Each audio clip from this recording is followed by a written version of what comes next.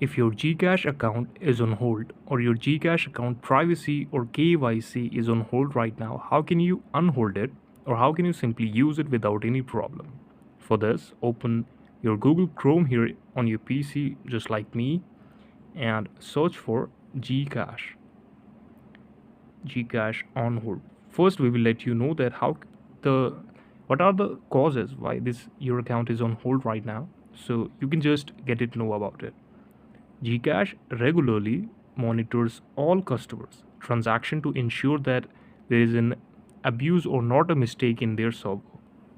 If you're unable to log into your account, you have been restricted or your account is on hold.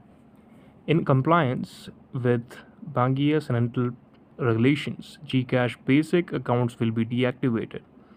And if your KYC is pending, then your account will be on hold. The account is being used for illegal activities or suspicious transaction or by someone who is not authorized. So in this case, your account will be on hold. The fourth option is like you can read it. Fifth option is wallet is inactive. Wallets are considered inactive if there is no transaction since a long period of time.